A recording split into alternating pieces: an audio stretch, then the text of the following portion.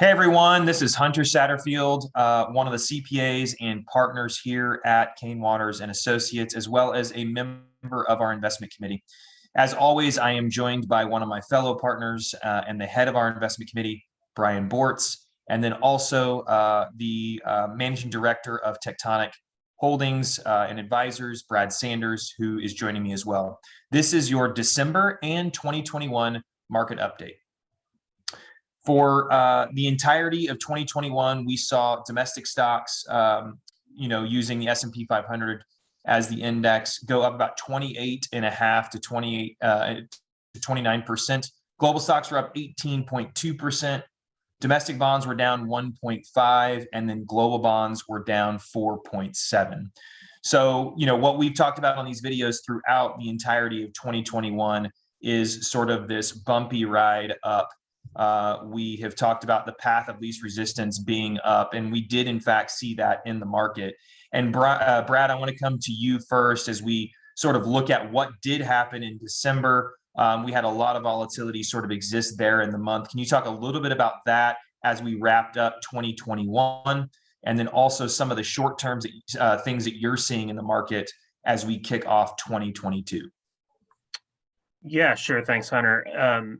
Yeah, I think December was kind of the poster child for a bumpy ride up, right? The month, you look at it now, it's up 4.5% during the month, but we were up 3.5% up about through mid-month. And then the Fed came out and talked about their plans they came out with really hawkish statements in their minutes where they're going to start raising rates and talking about inflation more and tightening policy, and they're already tapering their asset buying. And the market got really jittery and went all the way back and dipped negative for about a day. And then over the last 8 or 9 trading days, we shoot up 4.5%. And I think that's pretty indicative of the whole year. Particularly the back half of the year was really volatile, but we kept saying the path of least resistance is up. And sure enough, you get through all the noise and the market would just keep marching on. And now we've kind of flipped the calendar now. Everything looks a little different when you start a new year, but I think it's kind of a continuation of the same. The market's very expensive here by any metric you really want to look at. It has been expensive fundamentally for years. So that's not a reason to shy away from the market. But it is, I think, causing some consternation with people when they look at it, because you just had a year where the market's up 28%. It's on the back of a year where you're up 20%. And now you're sitting here in a new year, and logically you think, oh, the market's going to go down now. It's been up so much. And I actually looked since 1950. Every year you've been up over 25% in the market. The following year has been up every time except for 2. And those 2, one was in the 70s and one was in the 80s. It was a single-digit negative year.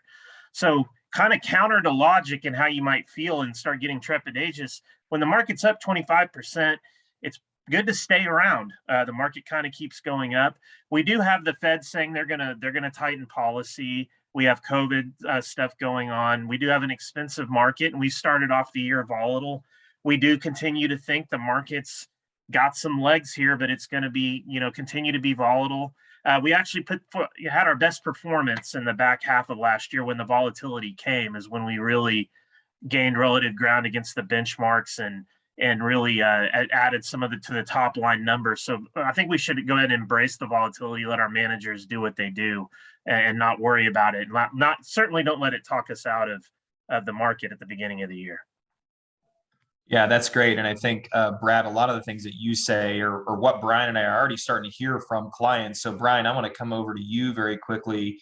And obviously, you've been doing this, longer than I have, but both of our experiences in this, these are sorts of the questions that the clients are asking after a really good year. And we're dealing with a lot of things right now, just culturally, that make it difficult to see where things go from here. So if you can talk a little bit about, how you're talking to clients specifically about what 2022 looks like from their investment plans. Sure. Thanks, Hunter. First, I love January because everything's new again. We get to hit the reset button on everything. And when you sit there and talk to clients about what they're worried about, it's a lot of things that Brad just mentioned. I mean, in any one of these things can create tremendous volatility in the market. But we have a Federal Reserve that's talking about, tapering their buying and raising interest rates. We have a virus and the COVID variants that are out there, and the market has various reactions to those. We have inflation fears, which we haven't had in over a decade. We have shifts in unemployment or shifts in employment. You have big articles coming out about everything has to have a name, and you have this thing called the Great Resignation, where people are trying to figure out this work from home, work from the office. Do I want to change careers? We don't have a normal business cycle right now. And any one of those things, whether it's the Fed or inflation or employment or any of those things, creates tremendous volatility in the market. And we're dealing with all of them all at once. And so, I think we will continue to see volatility. But as Brad just mentioned, frankly, volatility has been our friend. The way to handle volatility is to prepare for it before it ever happens.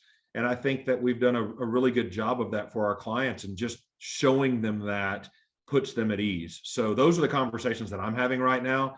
And, I'm very optimistic about what 2022 looks like. Yeah, that's great. Thank you so much for that, guys. And we do, to your point, we turn the calendar over. We've got a great year coming, and we will continue to be in front of you all. We'll be back in front of you here in just a couple of weeks with the update on how things went in January. Please join us the entire year as we sort of watch what happens in the stock market and in the economy over the next 12 months. Thank you so much.